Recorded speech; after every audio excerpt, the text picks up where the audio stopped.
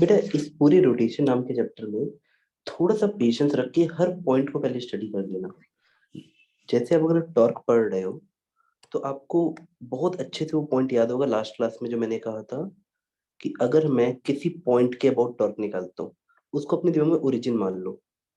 Body पे कोई भी फोर्स कहीं भी लग सकता है, लेटर से कि ये फोर्स ऐसे लग रहा है ऐसे।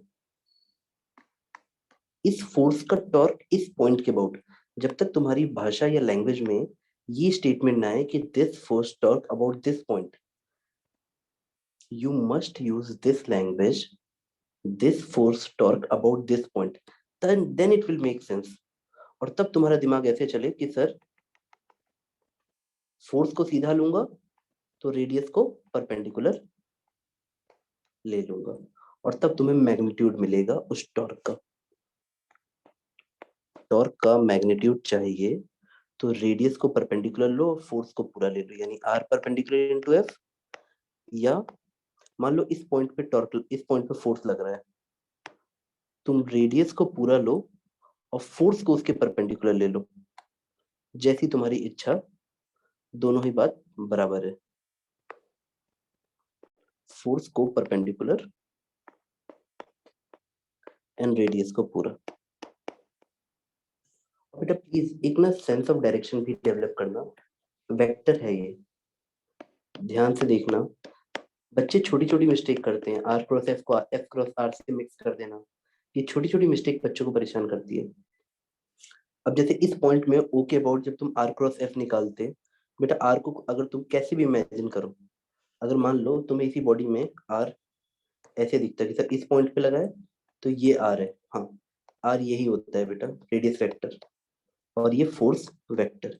तो जब तुम आर क्रॉस एफ कर रहे हो तो ये बेटा कहाँ आ रहा है बताओ, खुद ही फील करो। आर ऐसे जा रहा है और एफ नीचे आ रहा है ऐसे, तो आर क्रॉस एफ किस तरफ आएगा बेटा बताओ, अंदर की तरफ आएगा। बेटा क्रॉस प्रोडक्ट आप लोग को आना चाहिए, किसी को डाउट है बेटा इस पे? डायरेक्शन, ये चैप्टर सीखने के लिए अंदर घुसने से पहले सिर्फ टॉर्क मतलब किसी भी क्रॉस प्रोडक्ट का डायरेक्शन पे ध्यान दे देना बेटा, बेहतर समझ आएगा, बेटर समझ आएगा। यहाँ तक कोई डाउट बेटा? No sir. ठीक है बेटा। अब बेसिक कॉन्सेप्ट ऑफ टॉर्क में सिर्फ यही बात सबसे इंपॉर्टेंट है कि टॉर्क किसी पॉइंट के अबाउट लगता है, वो क्वेश्चन आपको बताएगा, ये आइडिया आपको बताएगा। और टॉर्क आर क्रॉस एफ होता है, where r is the distance from that pivot point, या जिस पॉइंट के अबाउट बोला गया है, इनटू एफ। अब देखो ये टर्म टॉर्क फोर्स के एनालॉगस है। तो फोर्स में एक छोटा भाई था, फोर्स याद हो तुम्हें तो, वहां पे ऐसा था, एफ इक्वल टू एम में। तो यहाँ पे ये वही इस तरह फॉर्म में आ जाता है। तो इस आइडिया को कोरिलेट करके समझने के लिए मैं कुछ न्यूमेरिकल से शुरुआत करूंगा बेटा, ठीक है? यहां तक समझ आ रहा है बेटा? Yes sir. तो मैं सबसे पहले पुली वाले एग्जांपल से शुरू करता हूँ। देखो प्लीज बेटा अच्छे से ना समझना कि टॉर्क वेक्टर है, तो आप मतलब बेटा भावनाओं को भी समझा करो। ऐसा नहीं है कि जरूरी है कि हर चीज तुम्हें, तुमने एक बॉडी ले ली, एक बच्चा इसको ऐसे ढकेल रहा है और एक बच्चा ऐसे ढकेल रहा है, और ये बॉडी यहाँ पे पाइवेटेड है, बंधी हुई है, एक पिन आपने गाड़ रखी है, इस पॉइंट के बाद पाइवेटेड है।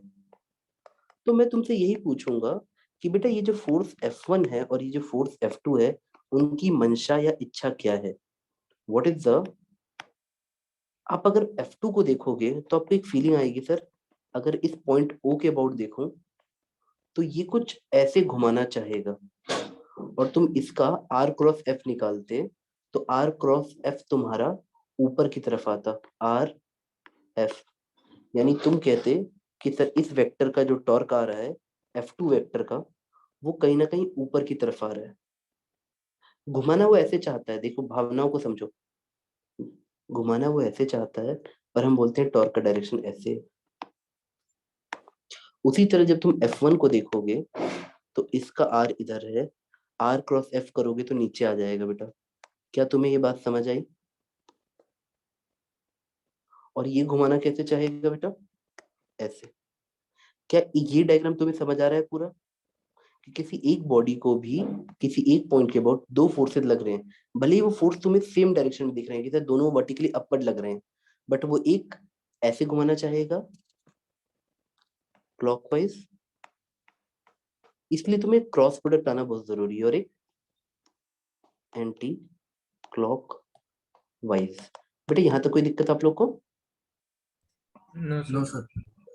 ठीक है, तो ऐसे ही अगर मैं बोलूं किसी बॉडी पे कितना टॉर्क लग रहा है, तो इन सारे टॉर्क को ऐड कर देना। अगर कभी मैं तुमसे बोलूं what is the torque acting on the body about point O, that means मैं ये चाहता हूं तुम सारे फोर्सेस, जैसे वहां पे रिजल्टेंट निकालते थे, वैसे ही तुम मुझे जोड़ के बताओ। Torque one plus torque two plus torque, अगर बहुत सारे फोर्सेस टॉर्क होते तो तुम इनसे जोड़ के नेट टॉर्क निकालते।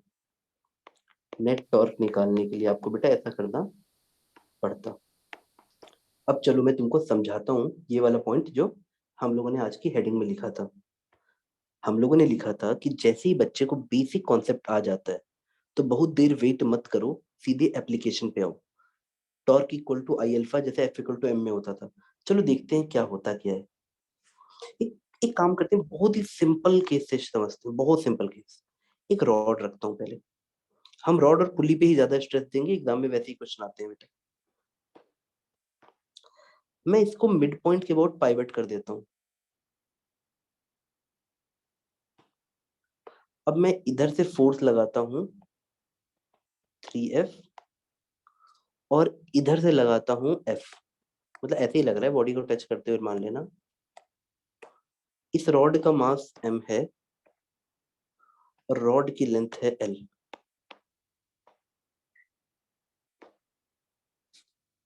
और तुम ये समझना कि रॉड किसी टेबल पे रखी हुई है और हॉरिजॉन्टल फोर्सेस हैं सारे।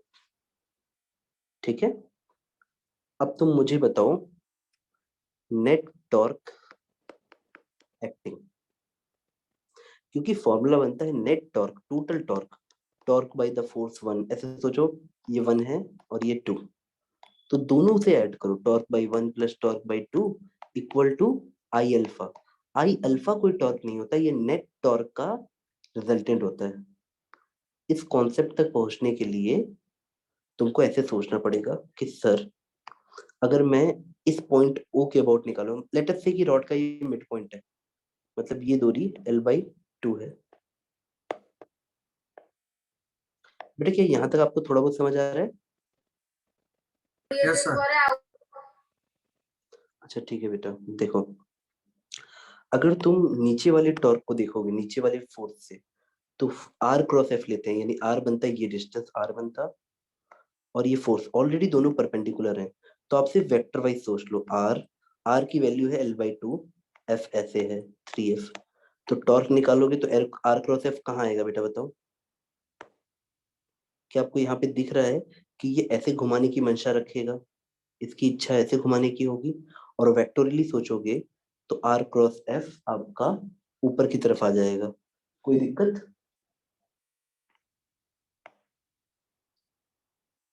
अगर आपको, बेटा देखो, या तो वेक्टर वाइज अच्छे से समझ जाओ, या तो फीलिंग समझ लो कि सर ये वाला ऐसे घुमाना चाहेगा और ये वाला ऐसे। अभी यहाँ पे तुम आर क्रॉस एफ करते, आर क्रॉस एफ, तो तुमको दिखता यहाँ पे टॉर्क की वैल्यू नीचे आती अंदर की तरफ। कुल मिला के दोनों अपोजिट वेक्टर्स हैं, तो जोड़ने पे सब्ट्रैक्ट कर लेना दोनों को।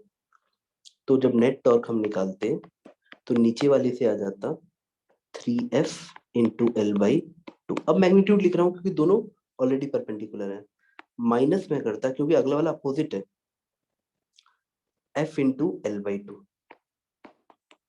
तो बेटा टोटल टॉर्क कितना हो जाता आप बताओ बेटा? FL आ जाता, देख पा रहे हो बेटा? Yes sir. अब टोटल टॉर्क मेरा F इंटू एल आ गया, और it must be equal to I alpha. But I किस पॉइंट के अबाउट लोगे? जिस पॉइंट के अबाउट पाइवट होता है। आई मतलब मोमेंट ऑफ इनर्शिया। तो आप कह देते, अगर देखो कुछ बच्चों को याद है कुछ को नहीं याद है, कोई बात नहीं। रॉड का इस पॉइंट के अबाउट जो आई होता है, वो कितना होता है बेटा? ml² by 12। यहाँ से कोई दिक्कत आपको?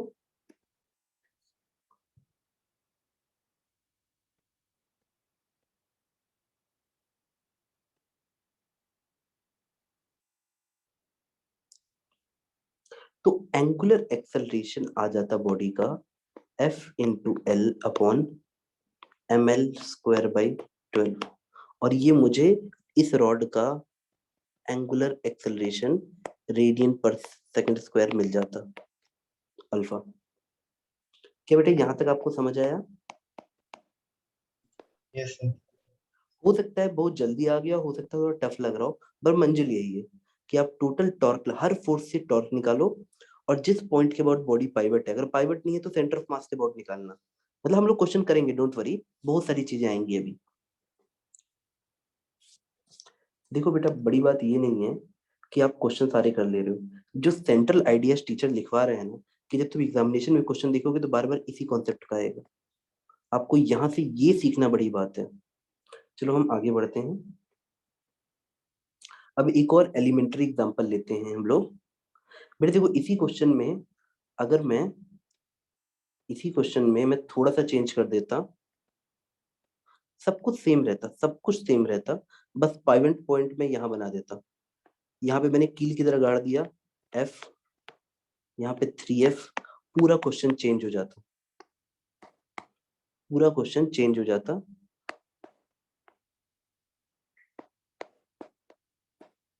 बेटा क्या कोई बच्चा मुझे इसका एंगुलर एक्सेलरेशन बता सकता है? अगर नोट्स बना रहे हो, सही से लिखे हो, तो तुम बता ले जाओगे। अगर आप क्लास के नोट्स बनाते हो बेटा, तो आप पक्का कर ले जाओगे क्वेश्चन, तब तुम्हें याद रहेगा कि कैसे करना है।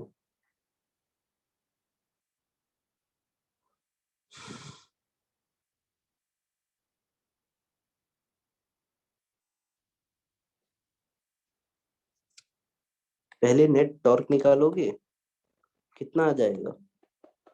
फोर्स इंटू परपेंडिकुलर डिस्टेंस, यानी 3L/4। इस पॉइंट, ये पाइवट पॉइंट है, पाइवट मतलब उस पॉइंट के अबाउट इसको घूम सकता है और कहीं नहीं घूम सकता वो। 3L/4 इंटू 3L/4,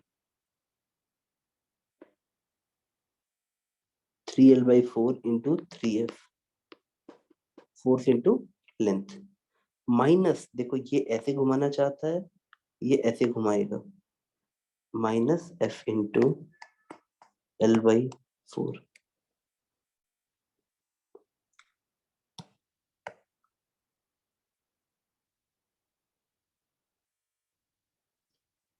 बेटा ये आ जाता नेट टॉर्क, और इसकी वैल्यू आ जाती, अब सिंपली माइनस कर दो, या FL/4 कॉमन ले लो, FL/4 कॉमन लोगे तो यहाँ 9 बचेगा, और यहाँ पे 1।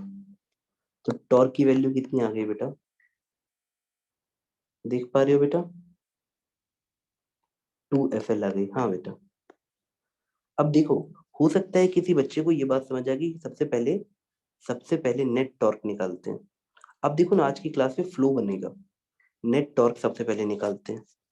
तो मान लो आपने नेट टॉर्क निकालना सीख गए, पर बड़ी बात यह है कि net torque equal to I alpha, but I कहाँ से, किसके अबाउट? आई निकलेगा पाइवट पॉइंट, आपने उस रॉड को कहाँ पे फिक्स किया है घूमने के लिए, इसके अबाउट। तो बेटा अब देखो, बड़ा सिंपल है, कैसे?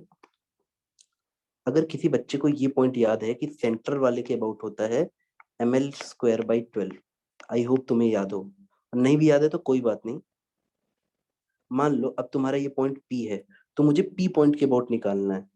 बेटा ये सेंटर से कितनी दूरी पे होगा, तुम बताओ, अगर ये सेंटर से कितनी दूरी पे होगा? L/4 दूरी पे होगा। तुम्हें आई यहाँ पे ये वाला, इस पॉइंट के अबाउट पुट करना है, और तुम्हें बस इसके रॉड का अबाउट याद है, रॉड याद रहता है लोगों को, तो तुम्हें ये कैसे निकालोगे? तो आंसर हो जाएगा parallel axis theorem. Sir I P is parallel to the centre of mass, और फॉर्मूला क्या होता है? आई सेंटर ऑफ मास, जो कि तुम्हें पता है ml² by 12 है, प्लस md², एम डी, और डी क्या होता है? डिस्टेंस बिटवीन दो पैरेलल एक्सिस, यानी यहाँ पे हमारा हो जाएगा ml² by 12 प्लस ml/4 का स्क्वायर। तुम अगर इस वाले को पुट कर दोगे यहाँ पे, net torque equal to I alpha में, आई इसको पुट कर दोगे तो तुम्हारा आंसर एग्जैक्ट आ जाएगा। एंगुलर एक्सेलरेशन मतलब इसका एंगुलर एक्सेलरेशन कितना रेडियन पर सेकंड स्क्वायर हो रहा होगा, आ जाएगा। बेटा क्या तुम ये बात समझ गए? इसीलिए हमने मोमेंट ऑफ इनर्शिया पढ़ा था। ताकि तुम किसी भी चीज का एंगुलर एक्सेलरेशन निकाल सको। और याद रखना बेटा, एक रोटेटिंग बॉडी के पास एंगुलर वेलोसिटी और एंगुलर एक्सेलरेशन एक ही होता है, दो तीन नहीं। बेटा यहाँ तक कोई दिक्कत बताओ? No sir. फिर से हेडिंग देखो, basic concept of torque, application of net torque equal to I alpha. आओ चलो अब एक नया केस उठाते हैं। मैं चाहता हूं तुम पहले ऐसे ही समझो। एक बेसिक पुली है, मैंने यहाँ बांध दी। एक बेसिक पुली ली मैंने, बांध दी।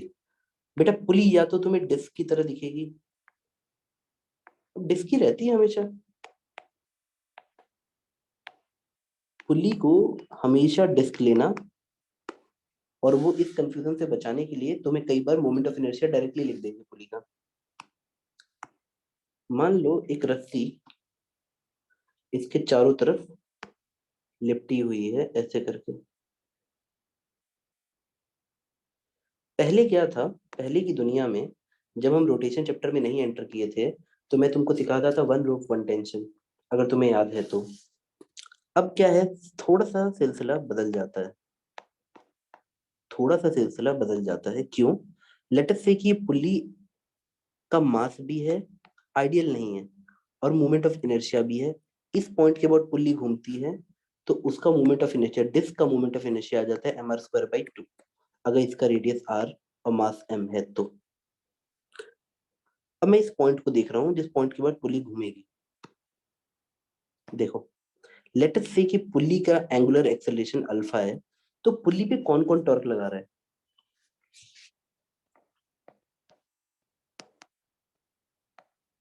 हमारी पुल्ली पे कौन कौन टॉर्क लगा रहा है, आओ देखते हैं।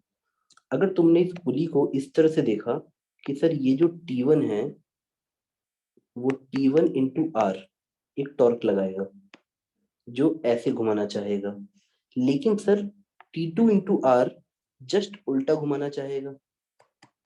ये बात तो आपको समझ आ रही है ना? Yes sir. Yes sir. तो लेटर से T1 ज्यादा है, लेटर से T1 ज्यादा है, तो मैं बोलूंगा नेट टॉर्क, नेट टॉर्क निकला हमारा T1 का टॉर्क। बेटा हर फोर्स अपना टॉर्क देगा, और टॉर्क का फॉर्मूला होता है आर क्रॉस एफ। तो देखो यहाँ पे हमारा रेडियस और लगने वाला फोर्स परपेंडिकुलर है, रेडियस और लगने वाला फोर्स परपेंडिकुलर है, तो हमको मिलता है T1 into r minus T2 into r, क्योंकि दोनों अपोजिट डायरेक्शन में। और इसको हम कर देंगे आई अल्फा के बराबर, net torque equal to I alpha. इसी वजह से देखो बेटा, अब आई है, पहले हम मानते थे मास ही नहीं, हम पॉइंट मास, हम पुली को बोल देते थे बिल्कुल पॉइंट साइज है। जब पॉइंट साइज है तो ये जीरो हो जाता था, आई alpha zero into something zero. तो T1 are equal to T2 are, यानी T1 इक्वल टू T2 आ जाता था। इस बार ऐसा नहीं होगा, इस बार हमारा टेंशन है T1 minus T2 are equal to I alpha. क्या ये थोड़ा बहुत समझ आया बेटा? थोड़ा बहुत। यहाँ पे भी तुमने वही किया ना, net torque equal to I alpha. अब क्या एक क्वेश्चन करनी है बेटा, ये कॉन्सेप्ट है, इस पेज को है थोड़ा और ना। को बताएंगे? हाँ बिल्कुल बेटा, तुम पुल्ली को ध्यान से देखो, पुल्ली को सिस्टम मानो, इस पुल्ली पे लगने वाले टॉर्क को ध्यान से देखो। लेट अस से कि पुल्ली पे दो टॉर्क लग रहे हैं जो तुमको विजिबल हैं, एक T1 इंटू आर, ये गया यहाँ पे, एक T2 इंटू आर, ये गया यहाँ पे।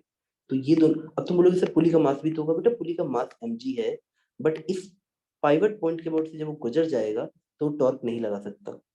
तुम दरवाजे को पाइवट पे जाके ढकेलोगे तो वो घूमेगा नहीं। क्या ये बात समझ पा रहे हो? उसी तरह से अगर यहाँ से कोई नॉर्मल रिएक्शन भी मिलता तो उसको लिखने का कोई फायदा नहीं होता। अगर ये मान लो, देखो मान लो बेटा कि जो ऊपर से पकड़ा हुआ है पुली को, वो भी खींच रहा होता, ऊपर एक नॉर्मल रिएक्शन दे रहा होता, तो भी कोई बात नहीं, वो पाइवट पॉइंट से पॉइंट कर जा रहा है, घूम जा रहा है। अगर मेरी बॉडी में यहाँ पे ओरिजिन जिसके अबाउट टॉर्क निकालना है, फोर्स वहीं से पास कर गया, तो आर तो जीरो आएगा ही, क्योंकि आर था perpendicular distance from the force. मेरी बात समझे? ये फोर्स जो पाइवट पॉइंट या जिस पॉइंट के अबाउट हमें टॉर्क निकालना है, जो उससे गुजरेगा, तो इस फोर्स का हमेशा टॉर्क जीरो होगा। यानी मुझे बहुत सारे फोर्स दिख सकते थे, mg दिख सकता था, नॉर्मल रिएक्शन दिख सकता था, पर उनमें टॉर्क लगाने की हिम्मत ही नहीं थी।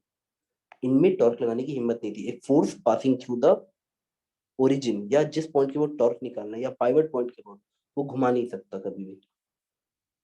बेटा आपके घर में जो डोर है, दरवाजा है, उसमें जो पाइवट लगे रहते हैं तीन चार, जिसके बाद दरवाजा घूमता है, तुम उस पे जाके कभी फोर्स लगाओगे तो दरवाजे का मूवमेंट नहीं होगा। क्या आपको ये बात समझ आई?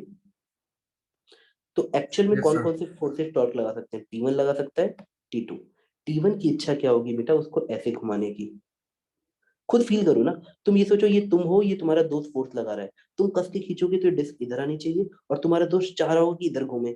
तो इन दोनों का टॉर्क अपोजिट डायरेक्शन में होता है। तुम इसको वेक्टर से भी फील कर सकते हो कि सर जो ये T1 है उसके लिए तो ऐसा होगा सर, R इधर और T1 इधर।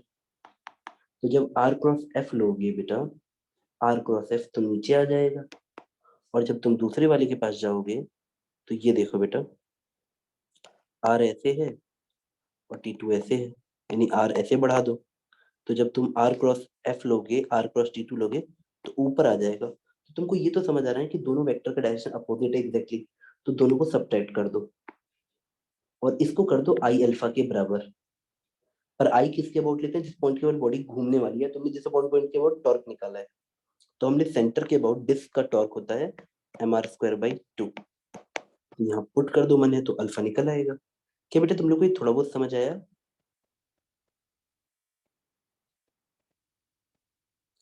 Net torque, total torque equal to I alpha.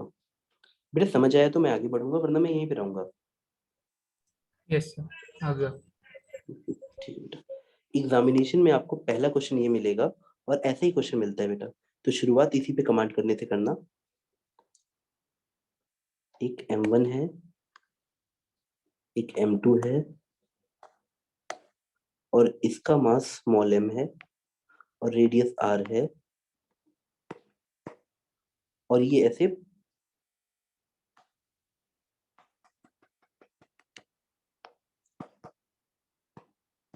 Question में आपसे बोला गया है कि M1 M2 का एक्सेलरेशन निकालो।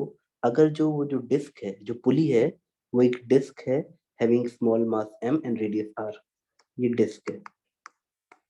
तो calculate the angular acceleration of the pulley plus acceleration of the blocks. Blocks है M1 M2। Acceleration of blocks.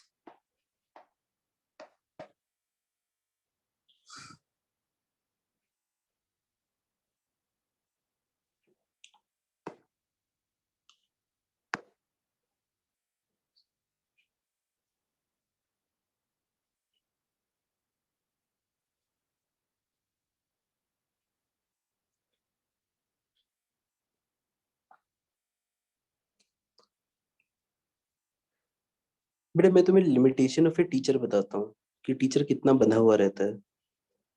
Teacher वो कारीगर है जो चाहता है कि उसके हाथ में जो चीज आए वो उसको वैसा मोल्ड करे कि वो आखिरी में भगवान बन जाए, बनते बनते, फिनिशिंग टच देते देते। मतलब teacher is just like a कारीगर। जो कारीगर इज लाइक जो जो स्टोन्स पे ये स्कल्पचर्स नहीं बनाते हैं, उनकी बात कर रहा हूँ। और वो चाहता है कि जब टीचर का वर्क खत्म हो तो बच्चा बिल्कुल भगवान की तरह हो, उसके अंदर से उतनी लाइट निकल रही हो, उतनी एनर्जी हो। बट एक लिमिटेशन है उसमें। आपको शायद एक पता नहीं ये सब चीजें समझ आती हैं कि नहीं बेटा। एक मदन मोहन दानिश करके हैं, उनकी एक लाइन है, और शायद तुम स्टूडेंट बन जाओ अगर ये बात समझ जाओ तो।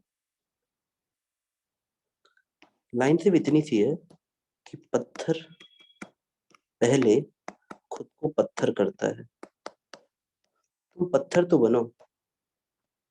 पत्थर पहले खुद को पत्थर करता है, फिर बाद में कुछ कारीगर करता है। मैं कुछ करूंगा उससे पहले तुम तो पत्थर बनो बेटा।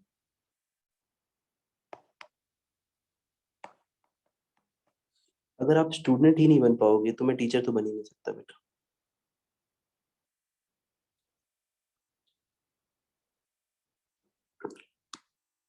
चलो, अब पहले क्या हमारी दुनिया थी? F equal to m a वाली का, वो रहेगी, वो हमेशा रहेगी।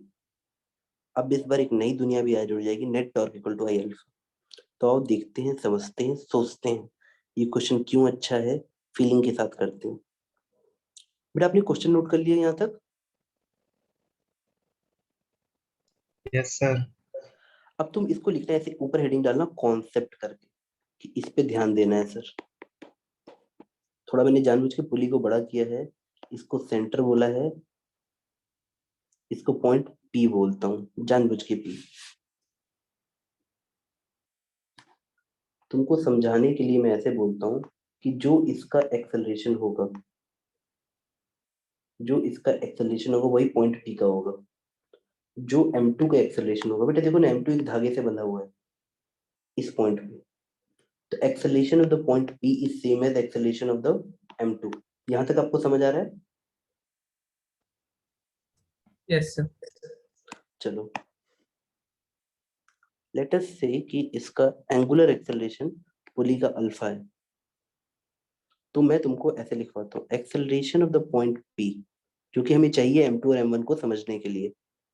Acceleration of the point P with respect to Earth will be given by acceleration of the point P with respect to center plus acceleration of the center with respect to Earth।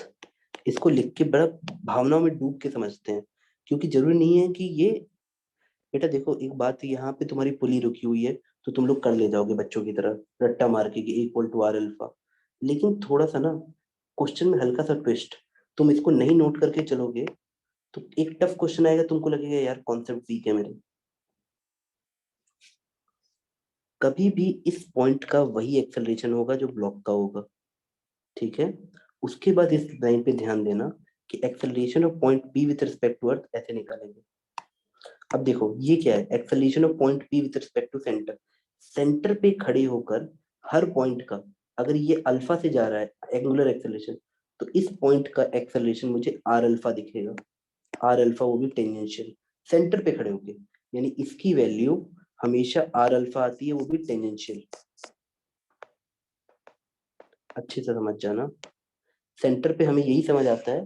बेटा इस circular motion में हमने पढ़ा था कि जो outer most point होता है उसका एक्सेलरेशन यानी टेंजेंशियल एक्सेलरेशन आता है आर अल्फा। मतलब सेंटर पे खड़े होके जब भी तुम इस पुली के आउटर मोस्ट पॉइंट को देखोगे तो तुमको लगेगा इसका एक्सेलरेशन आर अल्फा है। This will look like the tangential acceleration. अगर से मतलब जो हम सर्कुलर मोशन में पढ़ते थे ना कि ये सर्कल के ये पॉइंट ऐसे चल रहा है चल रहा है, जब ये रेस्ट पे है तब तुमको हर बार पॉइंट पी का एक्सेलरेशन आर अल्फा दिखेगा सेंटर के रिस्पेक्ट में। क्या ये पॉइंट समझ आ गया?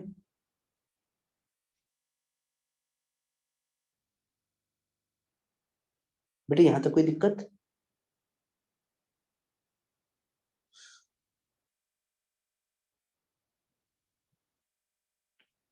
Yes sir.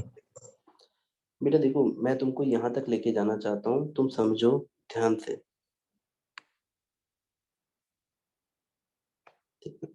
मैं तुमको ये समझाना चाहता हूँ कि पुली ने कोई भगवान से लिखवा के थोड़ी ना है कि वो मोशन नहीं कर सकती है।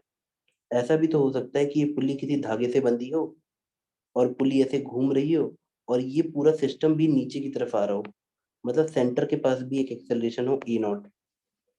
तब तुम जब इस पॉइंट पी को देखते तो तुम लिखते acceleration of point P with respect to earth is accel, और घूम भी रहा होता है ये अल्फा से।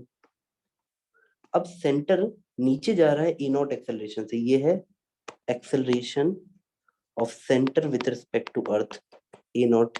जे नीचे की तरफ है इसलिए माइनस जे लिख दे रहा हूँ, एग्जाम्पल के लिए बता रहा हूँ बेटा। तुम ये समझना कि टीचर तुमको बार बार बोले, कभी भी तुम कंफ्यूज होगे तो बस ये स्टेटमेंट ना यूज करने की वजह से होगे, ये स्टेटमेंट ना यूज करने की वजह से। जब तुम्हें लगेगा यार पुल्ली का तो कॉन्सेप्ट ही अलग है, नहीं अलग है बेटा, तुमको फीलिंग लेनी पड़ेगी और सेम दिखेगा, सब सेम दिखेगा।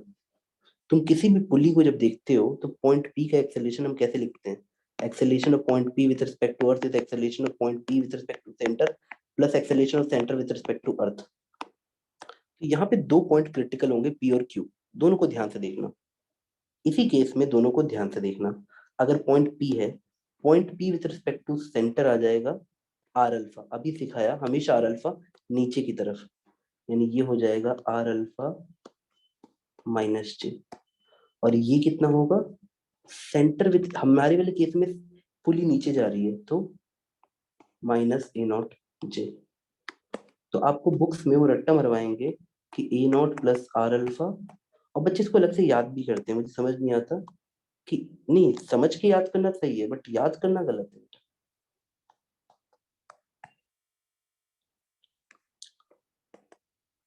कोई दिक्कत बेटा, इसको नोट कर लिया? No sir. प्लीज बेटा आराम से नोट करो। ये समझना कि ये वही पॉइंट है जिसपे बच्चे आके अटकते हैं, तो तुम अटकने की जगह समझ जाओ, वो ज्यादा अच्छा है। बाकी किताबों में तो हल्का फुल्का दिया ही रहेगा। क्यू पॉइंट पे आते हैं। Acceleration of Q with respect to earth, acceleration of Q with respect to centre plus acceleration of centre with respect to earth. अब देखो, जब सेंटर पे खड़े होके क्यू को देखोगे और एंगुलर एक्सेलरेशन ऐसे है ऐसे, तो इसका आर अल्फा ऐसे दिखेगा। जब इसका आर अल्फा नीचे दिख रहा था तो उसका ऊपर दिखेगा, क्योंकि ऐसे घूम रहे हो तुम। तो यानी ए क्यू सी सेंटर पे खड़े होके एक्सेलरेशन दिखेगा आर अल्फा प्लस जे, और ए सीई है माइनस ए नॉट जे। तो अब तुम जब क्यू ई को देखते हो तो बच्चे यही सब रट्टा मारते हैं कि सर एक जगह मैंने पढ़ा था कि ऐसे रट लेना होता है। अब बेटा तुम रटोगे कितने साल तक सीख पाओगे बेटा, वो क्वेश्चन में एक चेंज करेगा तुम अटक जाओगे। क्यू का इतना आता है और पी का इतना आता है, यहाँ तक समझ लो अच्छे से, फिर हम शुरुआत करेंगे।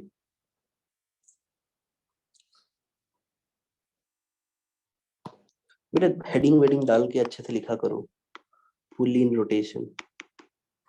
फिर तुम्हें इसमें एस सी वर्मा तो हार्ड नहीं है इस वाले चैप्टर में, एस सी वर्मा इजी लगने लगेगी, और बाकी भी कहीं भी तुम क्वेश्चन लगाते हो तो तुम्हें समझ आएगा, हाँ सर इस पॉइंट पे ये किया गया, हाँ सर ये किया गया।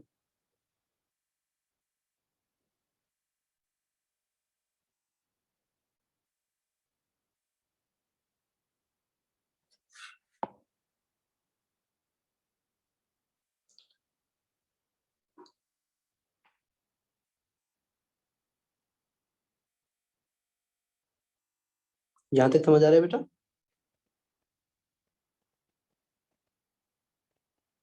Yes sir. अब देखो ये बन गया total case, general case.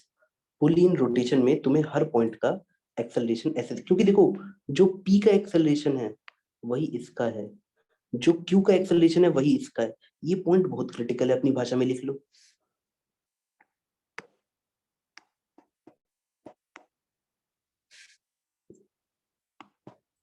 Acceleration of m1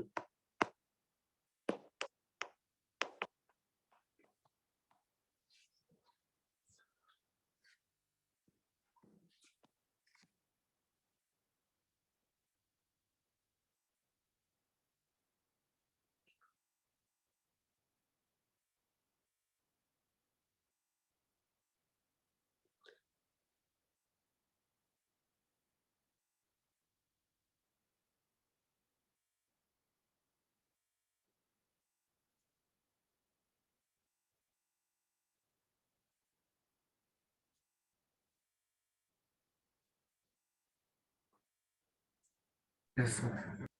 ठीक है बेटा। अब देखो जब ये छोटा सा क्वेश्चन तुम्हारे सामने आता, ये पुली वाला, तब तुम्हारा कॉन्फिडेंस लेवल बहुत हाई होता, तुम बोलते सर मेरी पुली तो रेस्ट पे है, तो acceleration of centre with respect to earth कितना हो जाता है बेटा, जीरो। जब पुली रेस्ट पे, सेंटर ऑफ मास इसका रेस्ट पे, मतलब पुली सिर्फ ऐसे घूम रही है, नीचे कहीं नहीं जा रही, तो ए सी ई जीरो हो गया। अगर अब तुम कॉन्सेप्ट में आके देखोगे तब तुम्हें समझ आएगा, अच्छा ए नॉट जीरो है। अच्छा बेटा ये ए नॉट लिखा था, मेरी राइटिंग थोड़ी गंदी है, ठीक है। तो आप ये देख रहे हो कि जब ए नॉट जीरो है तो एक्सेलरेशन ऑफ पी और क्यू सेम आ जाएगा बेटा। स्पेशल केस समझ पा रहे हो? अगर पुली नॉर्मल वाली है, कहीं मूव नहीं कर रही है, तो ए नॉट जीरो हो जाएगा। If a naught is zero, acceleration of point P equal to acceleration of point Q magnitude wise. क्या आपको ये बात समझ आई? बस एक नीचे होगा तो एक ऊपर हो जाएगा। क्या ये चीज समझ आया बेटा?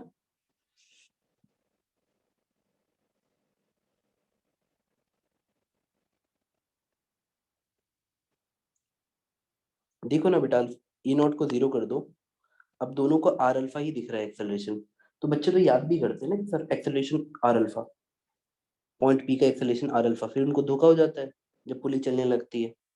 आर अल्फा याद करोगे तो ये सब कैसे करोगे बेटा, यहाँ तक समझ आया?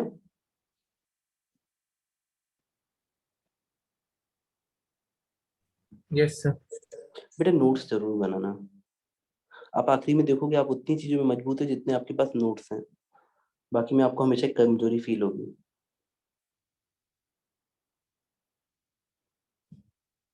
तो मैं इस क्वेश्चन पे लौटता हूँ और चलो इस क्वेश्चन को खत्म करते हैं।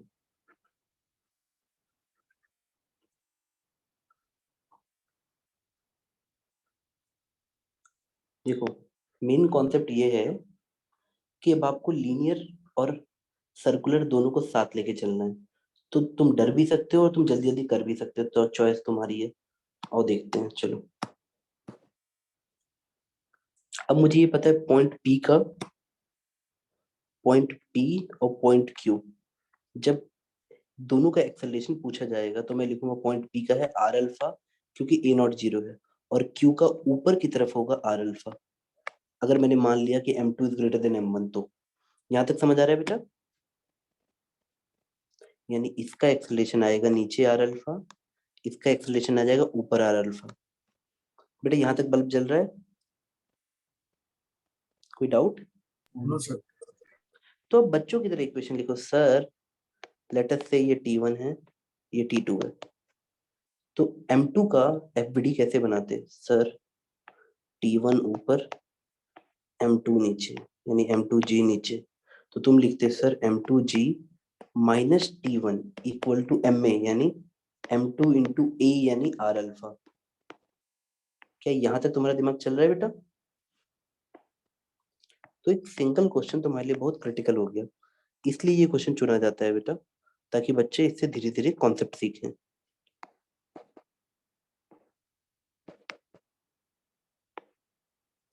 एक्सेलरेशन हमेशा लिखा करो एफबीडी के बगल में, तभी तो तुम्हें समझ आएगा net force equal to m a, T2 minus M1G, T2 minus M1G equal to m a, यानी M1 इंटू ए यानी आर अल्फा। यहाँ तक तुम्हारा काम चला।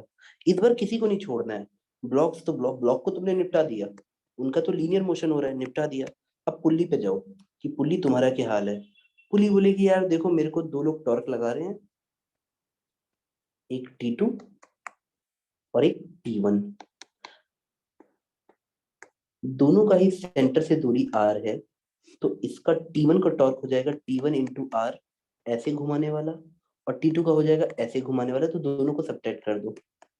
मैंने ये माना था कि M2 बड़ा है मास में, तो T1 बड़ा होगा, देखो M2 के बगल वाला मैंने T1 लिखा है, तो T1 R minus T2 are equal to I alpha. I क्या है? अब डिस्क है बेचारा, डिस्क का आई तो mr² बाई 2 होगा, आई अल्फा। अब बताओ बेटा कितने बच्चों को समझ आ रहा है, कितने अननोन है क्वेश्चन में, ये बताओ। हमारे पास तीन मजबूत सी इक्वेशन आई है, 1 2 3, और कितने अननोन है ये बताओ? T1 T2 अल्फा, खत्म। क्या आपको थोड़ा बहुत समझ आया? Yes sir. करना हर बार यही है, ए ऑफ बॉडी आर अल्फा आ जाएगा बेटा, डरना नहीं। हो गया देखो। तो आपको पहली कैटेगरी ऑफ क्वेश्चन ये पुली वाले कुछ क्वेश्चन करने हैं, कुछ क्वेश्चन बेटा, यानी पूरे अब न्यूटन लॉ ऑफ मोशन का पूरा रिवीजन कर दो। ऐसे 4-5 क्वेश्चन पकड़ो जिसमें पुली पॉइंट मास नहीं है, कर लो सॉल्व, कोई दिक्कत ही नहीं है। बेटा मैं क्वेश्चन दूं, करोगे? बेटा आप लोगों ने किसी ने पतंग उड़ाई है, पतंग, कभी लाइफ में? अरे ये वाला क्वेश्चन आता है बेटा बार बार एग्जाम में एडवांस पे। पतंग उड़ाई है आप लोगों ने कभी? Kite yes. काइट, तो काइट के बगल में चरखा होता है जो, तो देखते हैं चलो। मान लो तुमने ये देखा चरखा है और इससे एक धागा लटक रहा है। अच्छा वो जो जिस पे धागा लपेटा रहता है, ये जो चरखा है, ये जो है, ये किस शेप का होता है बेटा? सर्कुलर। हाँ सर्कुलर रे, लेकिन कौन सा सिलेंडर होगा, कैसा होगा बेटा आप बताओ, सोचो। सर सिलिंड्रिकल टाइप का। हाँ बेटा, वेरी गुड। तो सॉलिड सिलेंडर लोगे या हॉलो लोगे? सर होलो। हॉलो लोगे? सर क्योंकि अंदर का भी तो मतलब पूरा खुला होता है। अच्छा हाँ ठीक है, जैसा क्वेश्चन दे दे वैसा ले लेना, ठीक है। लेट अस से कि मैंने इसका मोमेंट ऑफ इनर्शिया इस पॉइंट के अबाउट आई ले लिया, और तुमने अपने हाथ में इसको पकड़ रखा है कि ये इस पॉइंट के अबाउट ही घूमेगा। अगर तुम साइड से चरखे को देखोगे तो ये ऐसा दिख रहा है, बट यहाँ से जो नीचे लटक के धागा जा रहा है, हम उस धागे से खींचेंगे अभी। यानी आपको क्वेश्चन में दिया है इस तरीके से कि ये कहीं पे लटका हुआ है ऐसे, आपको इसका मोमेंट ऑफ इनर्शिया दिया हुआ है। तो अगर इसकी एंगुलर स्पीड मैं तुमको दे देता हूँ 3 रेडियन पर सेकंड स्क्वायर, तो तुम मुझे ये टेंशन निकाल के दो। इतने आसान क्वेश्चन तक आते हैं एग्जामिनेशन हॉल में, इतने आसान क्वेश्चन। ये तुमने पकड़ के रखा है, ये नीचे कहीं नहीं जा रहा, बस तुम धागे को टेंशन टी से खींच रहे हो सच दैट कि इसका एंगुलर एक्सेलरेशन इतना हो जा रहा है 3 रेडियन पर सेकंड स्क्वायर। तुमको moment of inertia of the चरखा दिया हुआ है, और यहाँ फिक्स्ड है, ये फिक्स्ड है इस पॉइंट पे, मतलब सिर्फ ये घूम सकता है और कुछ नहीं कर सकता।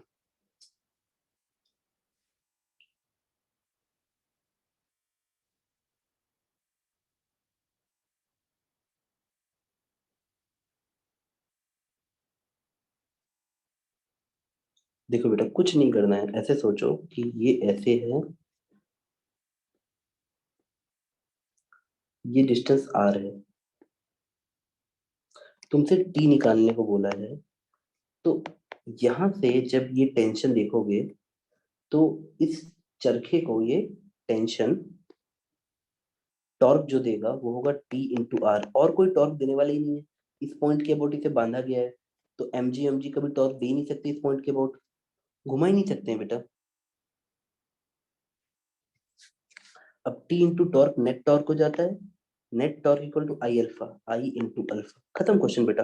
अगर आई तुमको दिया हुआ है, अल्फा दिया हुआ है, तो इतने गरीब श्रेणी के क्वेश्चन भी आते हैं बेटा, और बच्चे इसमें भी डरते रहते हैं। यही तो टॉर्क देगा।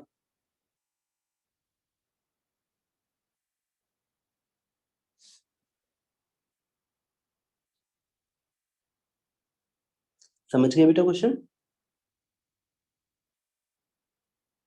Yes. ठीक है बेटा, चलो नेक्स्ट क्वेश्चन पे चलते हैं।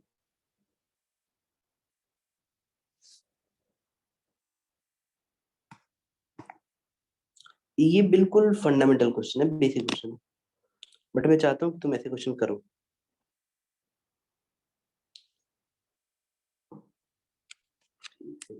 एक सेकंड।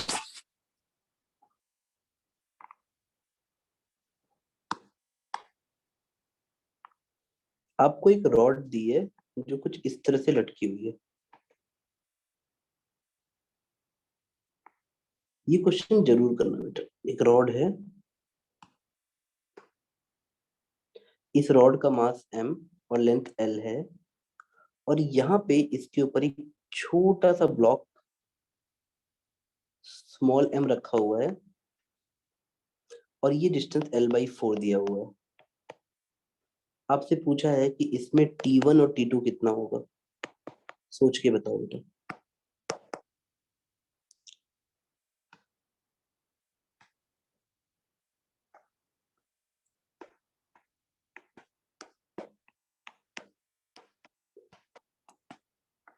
ये पहला क्वेश्चन है बेटा, ऐसा नहीं कि एक ही क्वेश्चन है, मैं हर एक हेडिंग का एक क्वेश्चन करा रहा हूँ।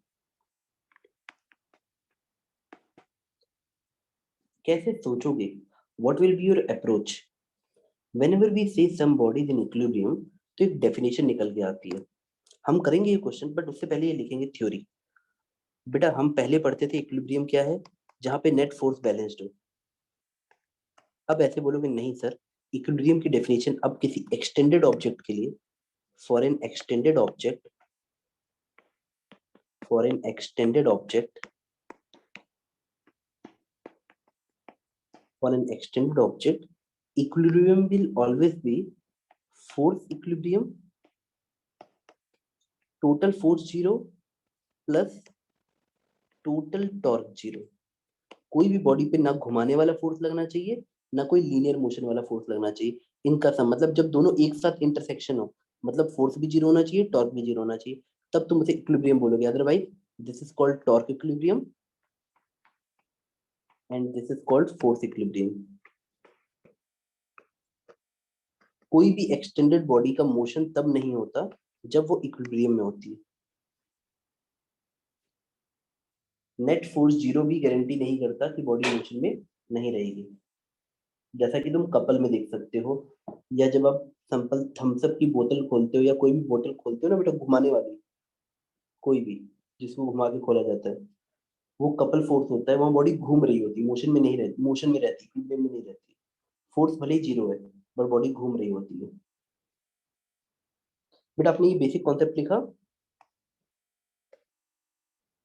मैं बस ये चाहता हूँ कि तुम इतना समझो कि आज के बाद इन दोनों का इंटरसेक्शन सेट होगा तो ही हम बोलेंगे कि बॉडी इक्विलिब्रियम में है. एक साथ चाहिए मुझे ये दोनों 0. आगे बढ़े बेटा. लिखा, थ्योरी लिख ली बेटा. क्वेश्चन पे वापस आए. Sir, one second. Please write down the theory first, फिर हम इस क्वेश्चन पे आते हैं. लगेगा ये कॉन्सेप्ट ऐसे क्वेश्चंस पे.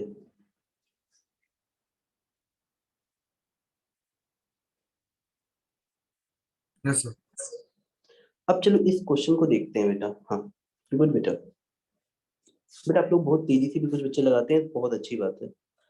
फोर्स इक्विलिब्रियम मतलब अगर मैं फोर्सेस का डायग्राम बनाऊं तो T1 ऊपर लग रहा है, चलो T2 ऊपर लग रहा है. यहाँ पे सेंटर ऑफ मास के अबाउट mg नीचे लगेगा और यहाँ पे स्मॉल mg नीचे लगेगा, स्मॉल m का. तो अगर ये बॉडी इक्विलिब्रियम पे तो नेट फोर्स y में भी बैलेंस होगा, x में भी होगा, हर एक जगह होगा.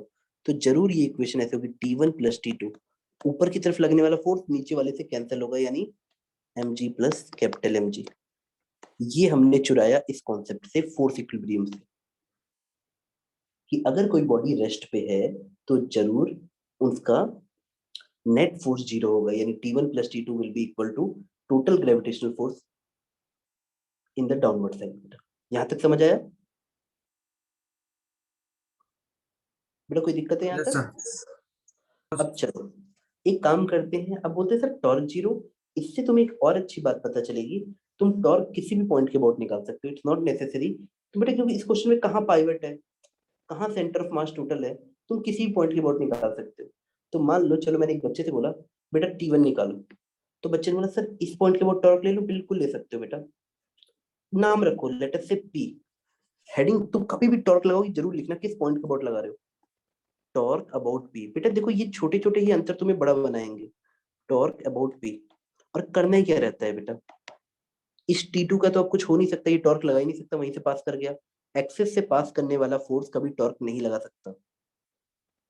तो अब कौन कौन टॉर्क लगाएगा, पिक्चर में कौन कौन है? स्मॉल mg है, कैपिटल mg है और T1 है. यही 3 प्लेयर हैं टॉर्क लगा रहे हैं. बट जो बॉडी इक्विलिब्रियम में होती है, हर एक पॉइंट के अबाउट उसका टॉर्क 0 होता है. क्या ये बात समझ आ गई बेटा? If a body is in equilibrium, torque about every point will be 0. net torque will be always 0. अब तुम चाहो तो भावनाओं को समझ लो. यहाँ पे P पे खड़े होके सोचो, सर mg ऐसे घुमाएगा, कैपिटल mg भी ऐसे घुमाएगा, T1 ऐसे घुमाएगा. यहाँ तक समझ आ रहा है बेटा? पॉइंट P के अबाउट सोचो. अब सारे फोर्सेस से मैं torque due to small mg कैसे निकालूंगा? कितना आएगा बेटा बताओ? लेंथ कितना दूर है? r इंटू एफ, यानी mg इंटू L/4. यहां तक समझ आ रहा है? कैपिटल mg का कितना होगा बेटा? पूरी रॉड का सेंटर ऑफ मास है वो तो L/2 पे होगा, यानी torque due to mg will be, distance कितना है perpendicular distance from the point P, L/2 into mg. और टॉर्क ड्यू टू T1 कैसे होगा? T1 into L. तो अब मैं इन्हीं टॉर्क को इक्वेट कर दूं, ये होता है टॉर्क इक्विलिब्रियम. ऐसे लगाते हैं, net torque about T1 equal to torque about mg plus torque about capital mg। इसे हम कहते हैं टॉर्क इक्विलिब्रियम लगाना। दोनों तरफ से घुमाने वाले फोर्सेस हमेशा बैलेंस्ड रहेंगे, ना बॉडी एंटी क्लॉकवाइज जाएगी ना क्लॉकवाइज जाएगी। नोट कर लिया बेटा? 2 मिनट सबका। 1 सेकंड। ये क्वेश्चन अच्छा है बेटा, आप आराम से नोट करो, ये क्वेश्चन ही अच्छा है। इसके बाद तुम्हें एनसीईआरटी भी हल्की लगेगी, इसकी मैं गारंटी दे रहा हूँ।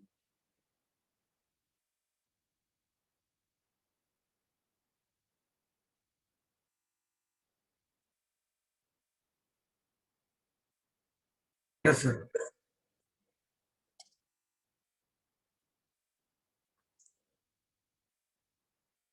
देखो बेटा,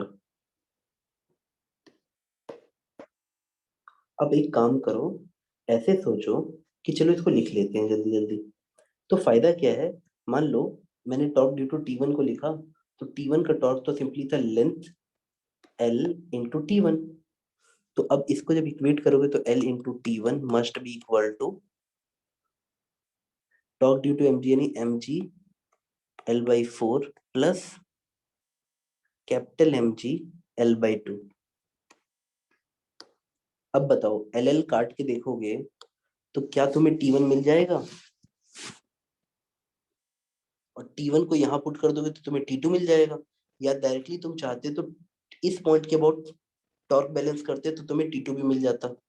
बात समझ गए बेटा?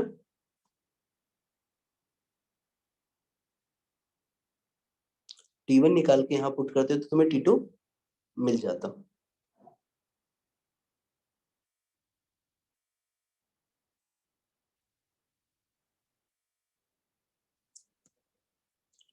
अगर कोई बॉडी रेस्ट पे है और तुम देखोगे ना, कॉमन सेंस से भी जब तुम आंसर निकालोगे तो तुमको दिख रहा है ना कि ये यहाँ पे ज्यादा है, स्मॉल m T2 वाले के पास ज्यादा है, तो T2 ज्यादा आएगा।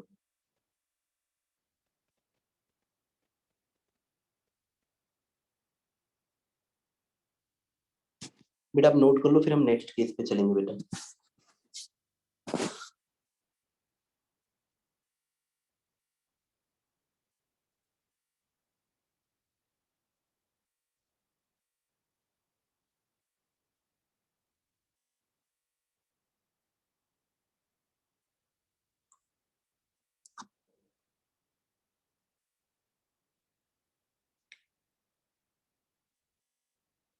अब एक क्वेश्चन मैं तुम लोग को देता हूँ और सोचता हूँ कि तुम सोच पाते हो कि नहीं, एक बार देखते हैं। चलो बेटा, ये लिख लिया आप लोगों ने?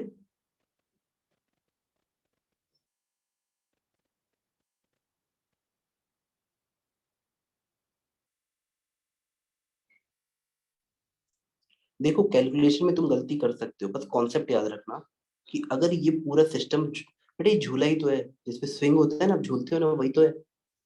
अगर आप एक साइड में बैठते हो तो क्या होता है, हमने वही तो किया है। तुम मिडल में बैठ जाते ना बेटा, तो T1 T2 बराबर हो जाता।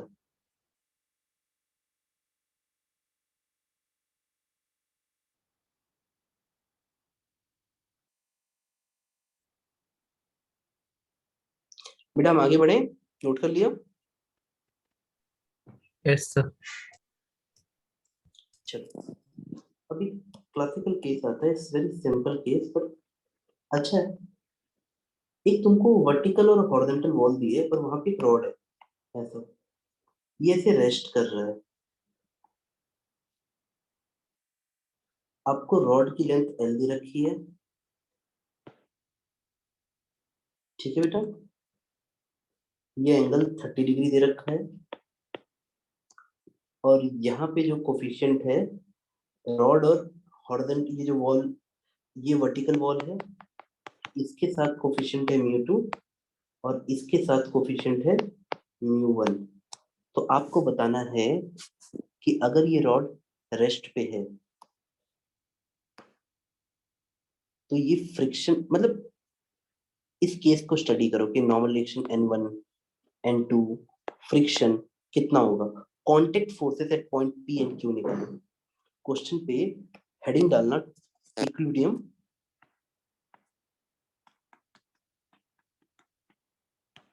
और इसके नीचे सब हेडिंग डालना, आपको निकालने हैं कांटेक्ट कांटेक्ट फोर्सेस दो होते हैं बेटा, एक फ्रिक्शन और normal reaction. Contact forces eight P, contact forces eight Q।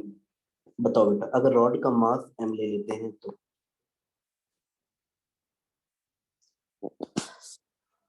बेटा एंगल भी डिपेंड करेगा, और तुमको दी गई कि रॉड रेस्ट पे, मतलब रॉड इज इन इक्विलिब्रियम।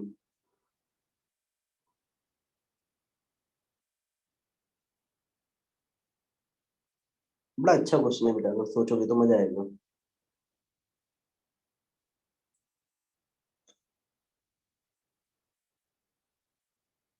और बेटा रोटेशन में घूम तो जाओगे ही थोड़ा सा, हेडिंग भी वही कहती है घूम जाओ।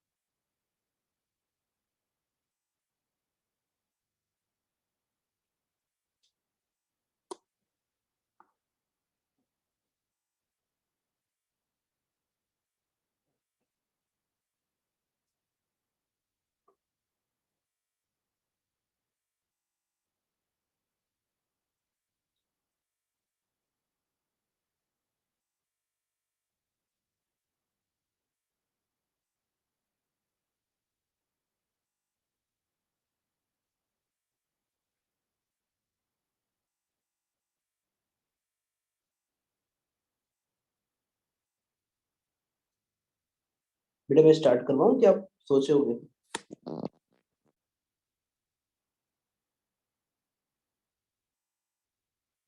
बड़ा मजा आएगा बेटा ये क्वेश्चन करने में। अब एक बार एफबीडी बना के पहले सोचो कि है क्या भाई ये चिड़िया। सबसे इजी नॉर्मल रिएक्शन लेना होता है। नॉर्मल रिएक्शन सिंपल सा मासूम सा इंसान होता है।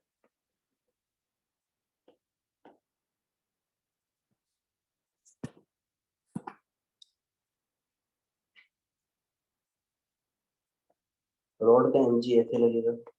अगर रॉड स्लिप करके ऐसे जाना चाहेगी तो इस पॉइंट पे फ्रिक्शन पीछे की तरफ यहाँ आएगा। लेट अस से ये F2 है, और लेट अस से कि अगर mg के प्रेशर में ये नीचे स्किड करना चाहता है तो इस पॉइंट पे फ्रिक्शन ऊपर आएगा। अब बेटा नाम सही से रखना, जैसे यहाँ म्यू टू लिया है तो यहाँ पे N2 और F2 बोलना, और यहाँ पे अच्छा यहाँ पे म्यू1 लिया है तो इसको N1 और F1 बोलना। मतलब एक लाइन में रहने से कंफ्यूजन और सॉल्व करते वक्त कैलकुलेशन कम में एरर आता है।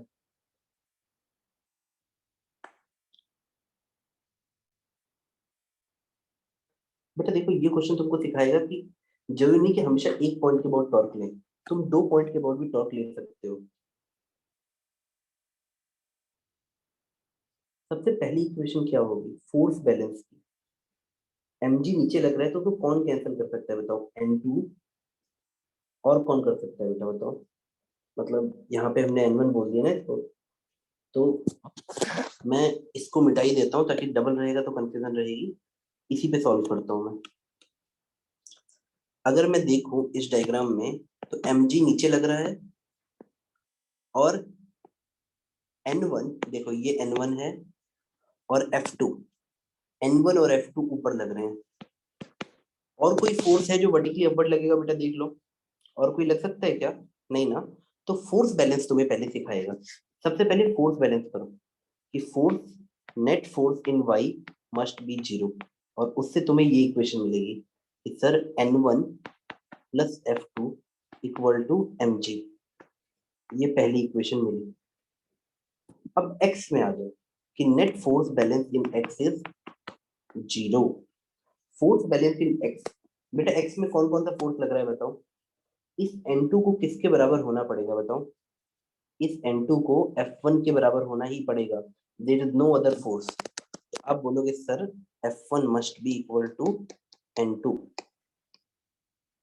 क्या यहां तक तुम्हें समझ आ रहा है बेटा? Yes sir. तो ये छोटा सा पॉइंट है, अगर एक रॉड रेस्ट में है तो सारे फोर्सेस x में कैंसिल होंगे, सारे फोर्सेस y में कैंसिल होंगे, और तुम जहां चाहो बेटा वहां पहुंचो, और उस पॉइंट के अबाउट टॉर्क बैलेंस कर दो। जैसे एक बच्चे का मन हुआ सर मैं पॉइंट पी के अबाउट टॉर्क बैलेंस करना चाहता हूँ, करो, तभी तो सीखोगे बेटा।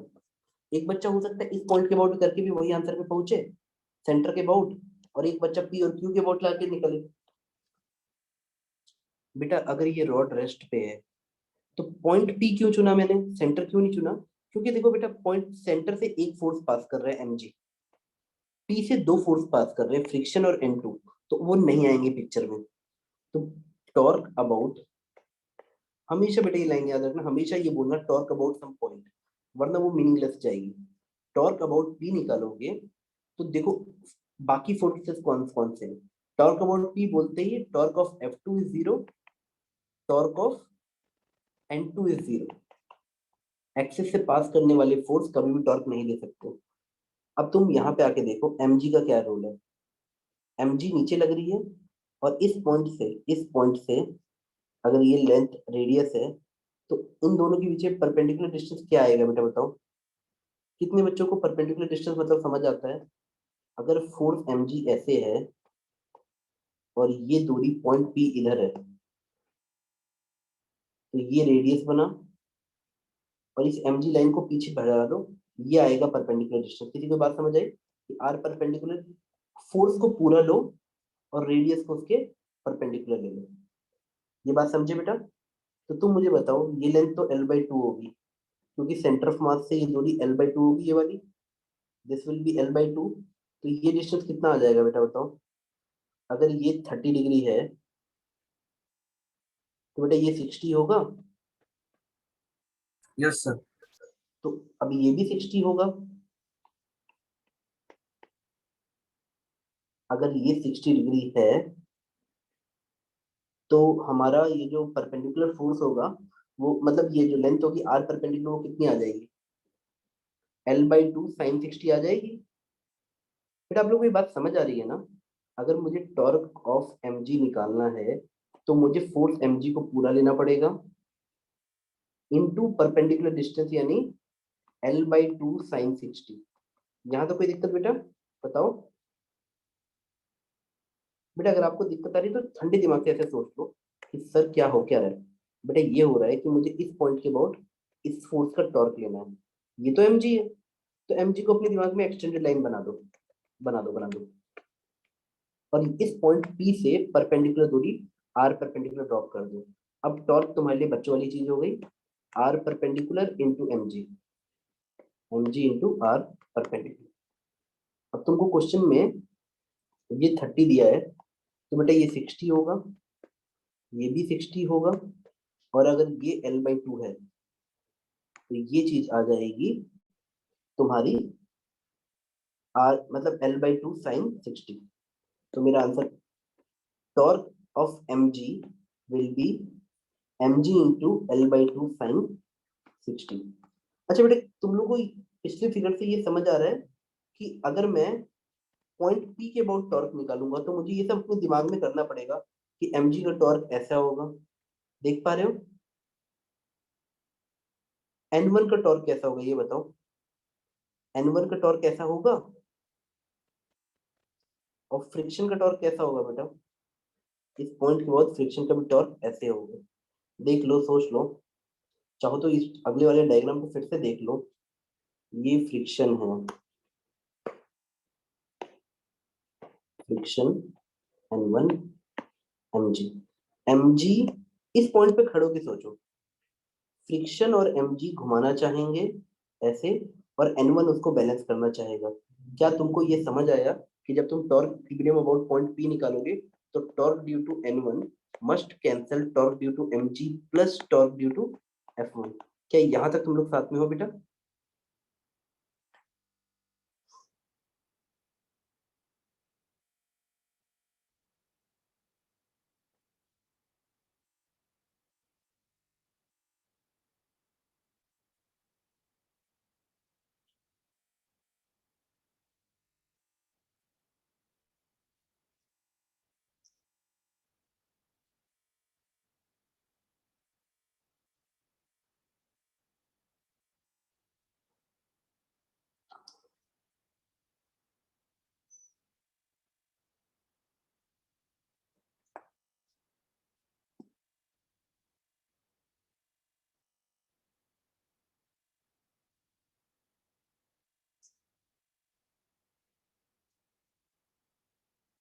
बेटा बताओ।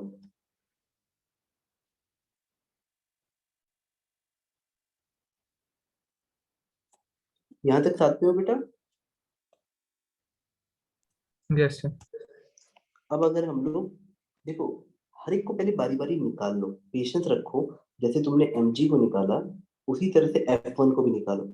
अगर मैं f1 को पूरा लेता हूँ यहाँ तक ऐसे, तो ये आ जाएगा परपेंडिकुलर डिस्टेंस। तुम सबसे इजी मेथड अपने दिमाग में फोर्स को ऐसे एक्सटेंड कर दिया करो, जैसे मैंने mg को एक्सटेंड कर दिया था, और रेडियस को परपेंडिकुलर ड्रॉप कर दिया करो।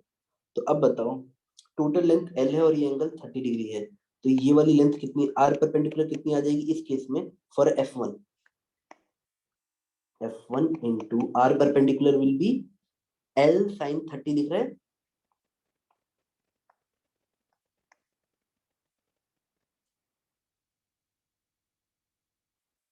अब n1 से टॉर्क कितना आ जाएगा बेटा? n1 को पूरा एक्सटेंड कर दो और ये दूरी देख लो बेटा, ये दूरी कितनी आ जाएगी अब बताओ? l sin 60 आ जाएगी। तो टॉर्क ड्यू टू n1 आता है n1 इंटू परपेंडिकुलर डिस्टेंस ये वाला, that is total length l है, तो ये r परपेंडिकुलर आ जाता l sin 60 डिग्री, क्योंकि ये 30 है तो ये 60 रहता, l sin 60 डिग्री। तो तुम्हारी इक्वेशन कुछ ऐसे लगती है कि sir n1 l sin 60 degree must be equal to torque due to mg plus torque due to f1। और इस पूरी कश्मकश में, मतलब इस पूरे प्रोसीजर में, all you have to do is make sure that the friction doesn't cross this value. Highest value of friction is always mu into n. Friction किसी भी समय mu1 n1 से छोटा होना चाहिए, वरना स्किड कर जाएगी, रॉड इक्विलिब्रियम में रहेगी नहीं। इस बात का भी ख्याल रखना। If this condition is not met, आप इक्विलिब्रियम लगाते रहो, आपकी मर्जी। अगर मान लो यहाँ म्यू 0 के करीब है, तो ये रॉड कभी रेस्ट में रह ही नहीं सकती, वो स्लिप करेगी ही करेगी। तो फ्रिक्शन होना है, तब जाके पॉसिबल है कि रॉड रेस्ट में रहे। तो फ्रिक्शन की कंडीशन वॉलेट नहीं होनी चाहिए। Maximum friction limit should be mu into N, दोनों जगह पे। ये बात समझे बेटा? Yes sir. अब देखो, टॉर्क ने आपको एक अलग पावर दे दी। फोर्स तो हम सिर्फ एक्स वाई में बैलेंस करते हैं, टॉर्क तुम्हें जितने पॉइंट के अबाउट मन है, सेंटर के अबाउट मन है, सेंटर पे बैलेंस करो। कि सर नहीं सर, हम अपने हिसाब से करेंगे सर, हम आपने सिखाया पॉइंट पी से, हम सेंटर के अबाउट करेंगे। तुम सेंटर के अबाउट करते तो तुम एन टू का देखते कि सर एन टू। तुम बेटा खुद ही फील करो, एक बच्चा जो खुद से कर रहा है, क्या दिक्कत है? वो बच्चा खुद से ट्राई करेगा, गलत करेगा ज्यादा ज्यादा। उसने रॉड को लिया, ऐसे रखा, और खुद सोच रहा चलिए सर सेंटर के अबाउट सोचते हैं। एमजी का तो रूल खत्म, वहीं से पास कर गया। वो एन टू को देखता, वो एफ टू को देखता, वो एफ1 को देखता, और वो एन1 को देखता, और ठंडे दिमाग से सोचता कि सर अगर सेंटर पे खड़े होकर देख रहे हैं, तो एन टू तो ऐसे घुमाना चाहेगा, एफ2 भी घुमाना चाहेगा, और यहां से एन1 ऐसे घुमाना चाहेगा, और एफ1 ऐसे घुमाना चाहेगा। तो बेटा आप बताओ, टॉर्क ड्यू टू एन1 वो किस किस से बैलेंस करा था? एफ1 से, एफ2 से, एन2 से। क्या तुम्हें ये बॉन्ड सब, टॉर्क अबाउट सी निकालोगे तो torque due to N one must cancel torque due to N two plus torque due to F two plus torque due to F one. क्या यहाँ तक तुम्हें समझ आ रहा है बेटा? और हर बार उस पॉइंट से, जैसे मुझे इस केस में F1 से टॉर्क निकालना है, तो F1 को पूरा ले लो और ये परपेंडिकुलर डिस्टेंस ले लो। N1 से लेना है तो N1 को पूरा लो और ये परपेंडिकुलर डिस्टेंस से मल्टीप्लाई कर दो। बात समझ आ रही है बेटा? तुम उस पॉइंट पे जाके खड़े होकर सोचो कौन कैसे घुमाना चाहेगा, तब तुम्हें समझ आ जाएगा कौन एक डायरेक्शन के हैं, कौन सारे, ये सारे एक साथ क्यों रखे गए हैं, क्योंकि ये सब एक साथ मुझे क्लॉकवाइज दिख रहे हैं। N1 only is anti clockwise. तो जब तुम टॉर्क इक्विलिब्रियम लिखो तो ऐसे सोचना कि कभी भी टॉर्क इक्विलिब्रियम तब रहेगा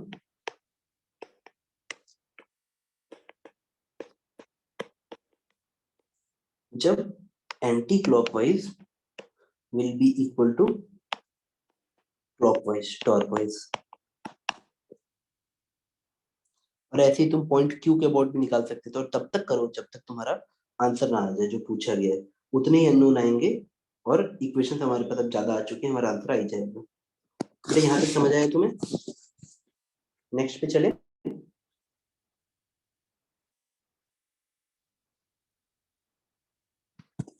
बेटा आप लोगों ने नोट कर लिया इतना?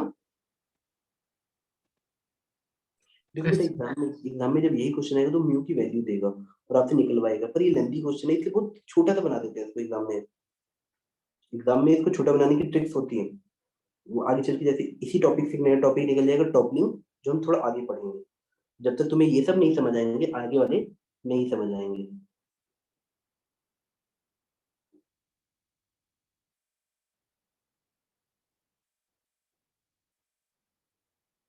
बेटा मैं ये सब स्लाइड थोड़ा मिटा रहा हूँ।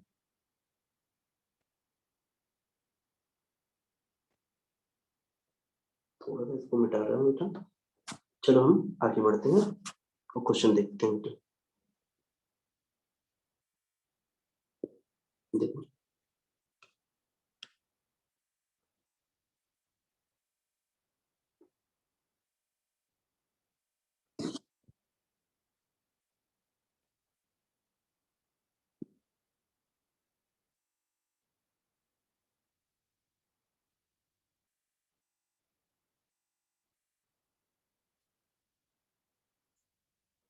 बेटा एक क्वेश्चन देता हूँ, करके दिखाओ जरा। थोड़ा सा पेशेंस रखना और सोचना। ये एक यूनिफॉर्म रॉड है, पतली सी है, थिन यूनिफॉर्म रॉड, और इसको मैं ऐसे गोल गोल घुमा रहा हूँ इस एक्सिस के अबाउट। इसका नाम भी रख लेते हैं जैसे पीक्यू। पीक्यू रॉड को मैं गोल गोल गोल घुमा रहा हूँ, और ये रॉड ऐसे सोचो कि हॉरिजॉन्टल प्लेन में घूम रही है विद कॉन्स्ट। ये एंगुलर वेलोसिटी मैंने कांस्टेंट ले ली।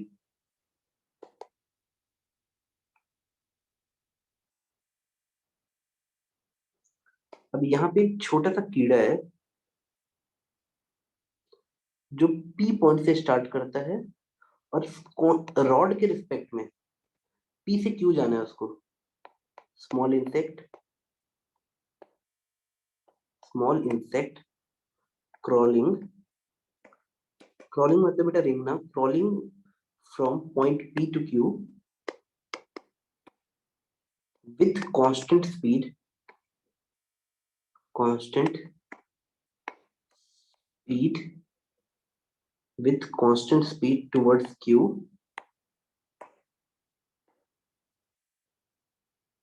with constant speed towards q with respect to rod।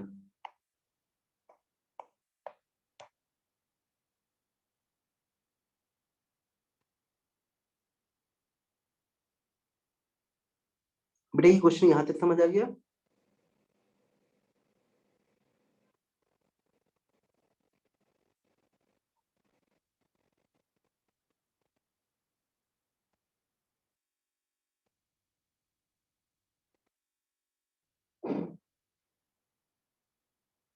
बेटा यहां तक तुम्हें क्वेश्चन की लैंग्वेज समझ आ रही है?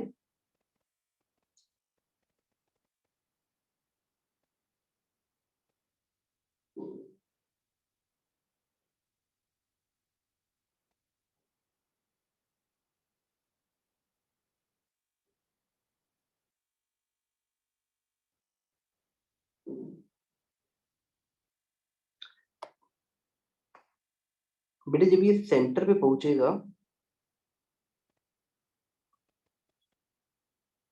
जब ये एग्जैक्ट सेंटर पे पहुंचेगा, जैसे टोटल लेंथ l होती, लेट अस से x इक्वल टू l/2 पे पहुंचता, तब तुमको ये बताना है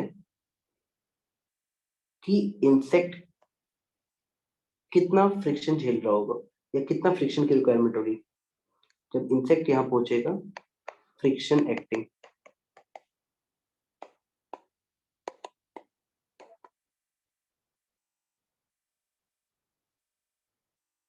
अगर maximum mu is the coefficient of friction. और ये इजी क्वेश्चन है बेटा, हार्ड नहीं है।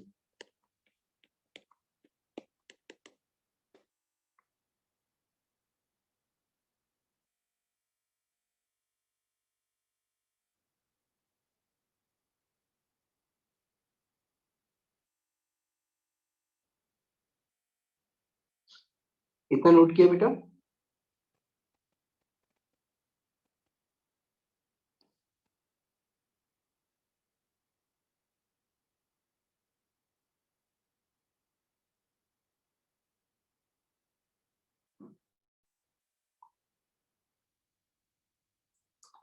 फ्रिक्शन कोफिशिएंट को सफिशिएंट मानना बेटा। यहाँ पे वैल्यू ऑफ फ्रिक्शन बताओ। आप रॉड के रिस्पेक्ट में करते, रॉड के रिस्पेक्ट में आने पे बाहर की तरफ एक सीडो फोर्स लगता, क्योंकि कोई भी चीज घूमती है तो बेटा वो एक्सेलेरेटेड होती है। एक्सेलेरेटेड चीज से जब तुम इंसेक्ट को देखते तो उसको बाहर की तरफ एक फोर्स आता है m omega square into r, यानी L/2, और इस फोर्स को कैंसिल करता सिर्फ फ्रिक्शन, और फ्रिक्शन F लेना बेटा। अब बेटा रॉड के रिस्पेक्ट में कांस्टेंट स्पीड से चल रही है, दैट मींस ये दोनों फोर्स बैलेंस्ड होगा, तो यही आपका आंसर हो जाता है। जो दिखेगा आपको बहुत तगड़ा सा रोटेशन क्वेश्चन, वो एक सिली क्वेश्चन होता है नॉर्मल लॉज ऑफ मोशन का। अगर मैं रॉड के रिस्पेक्ट में कर रहा हूं तो सीधे फोर्स आएगा।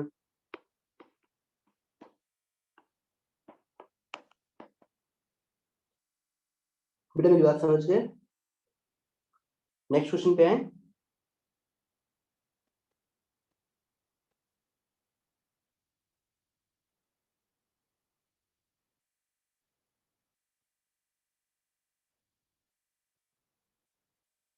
बेटा यहां तक तुम लोग लिख लियो? Yes sir. अब देखो बेटा, कुछ वैसे क्वेश्चन करते हैं जो तुमको टॉर्क के बेसिक कॉन्सेप्ट को भी समझाने में मदद करे। जैसे मान लो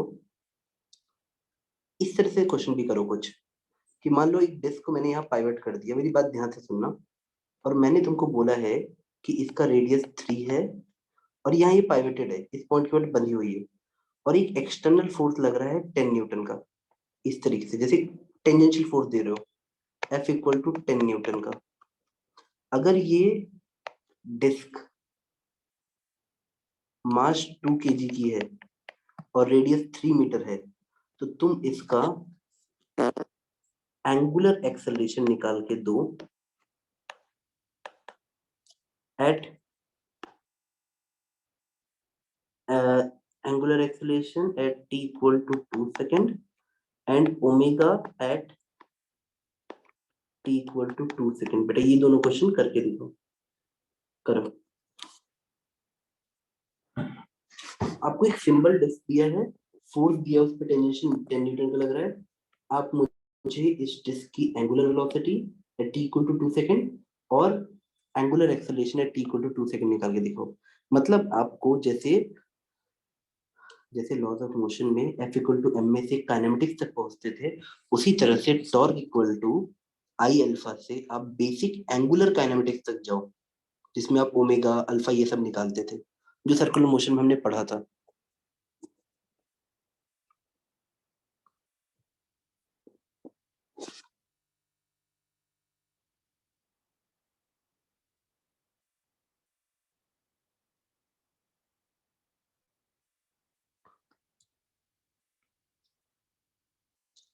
बेटा अब टॉर्क देखते, टॉर्क कितना आ रहा है।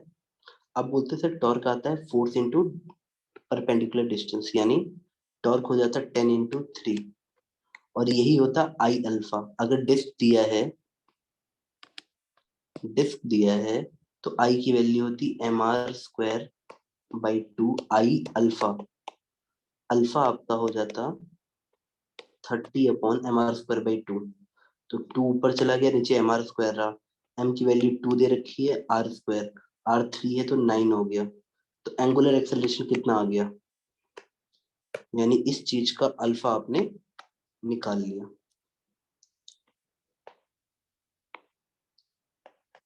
टेन बाई 3 रेडियंस पर सेकेंड स्क्वायर।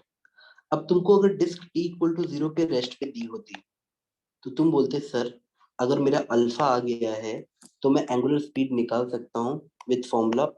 अगर देखो अल्फा कांस्टेंट है, वो टाइम डिपेंडेंट नहीं आया है, तो हर समय वो इतना ही रहेगा। तो ओमेगा विल बी ओमेगा बच्चों की तरह निकाल सकते हो। अगर एंगुलर एक्सेलरेशन कांस्टेंट है तो ओमेगा हो जाएगा omega naught plus alpha T. Omega naught question में 0 रहेगा, क्योंकि डिस्क हम मान रहे हैं कि वो स्टार्टिंग में रेस्ट पे थी, फिर आपने फोर्स लगाना स्टार्ट किया, यानी अल्फा यानी 10/3 इंटू टाइम 2 सेकेंड, तो आपका आंसर आ जाएगा 20/3 रेडियन पर सेकेंड। बेटा क्या ये बात आपको समझ आई?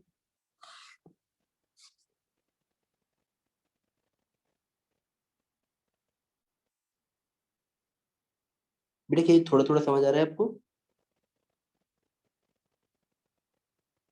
बेटा टॉर्क को अच्छे से समझो, अभी इसमें 3-4 कॉन्सेप्ट बहुत छोटे छोटे हैं जो मैं ऐड करते जाऊंगा।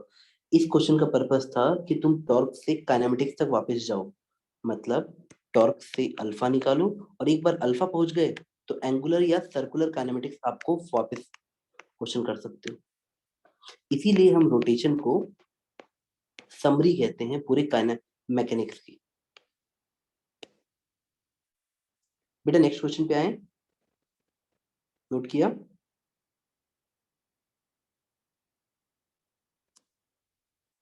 देखो मैं ऐसे समझाता हूँ बेटा, होता क्या है, वहां तुमको मैंने एक फोर्स बताया कि बेटा लॉज ऑफ वो होता है, तुम अपने दिमाग में ये बात सुनना कि जो पॉइंट मास के लिए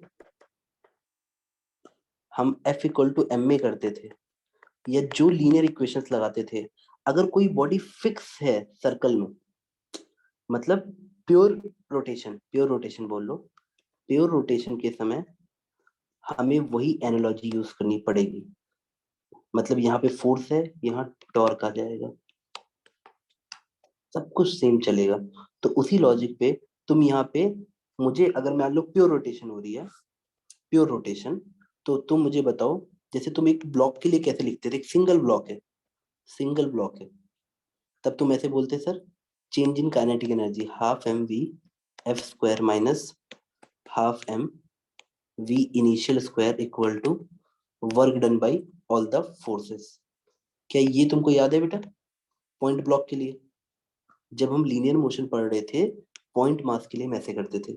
जब प्योर रोटेशन होता है तो यही चीजें उसी लॉजिक पे, अगर तुमने वहां मास की एनालॉगस देखना है तो आई आएगा, वेलोसिटी का एनालॉगस देखा तो ओमेगा आएगा, तब मैं ऐसे लिख देता कि half I omega final square minus half I omega initial square equal to net work done for pure rotation. और इसको हम लोग टर्म देते हैं रोटेशनल काइनेटिक एनर्जी।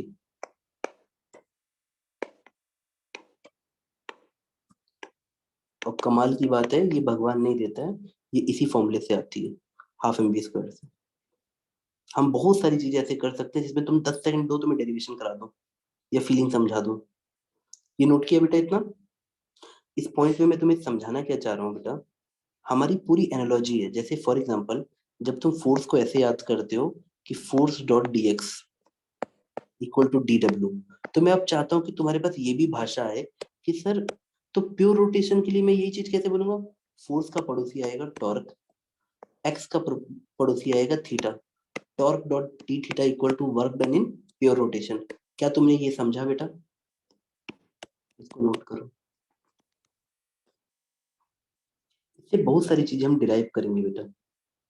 जैसे हम फोर्स में लिखते हैं dot d x equal to d W, उसी तरह हम लोग प्योर रोटेशन में लिखेंगे torque dot d theta equal to d W, यानी रोटेशन में होने वाला वर्क हम ऐसे निकाल सकते हैं। नोट किया बेटा?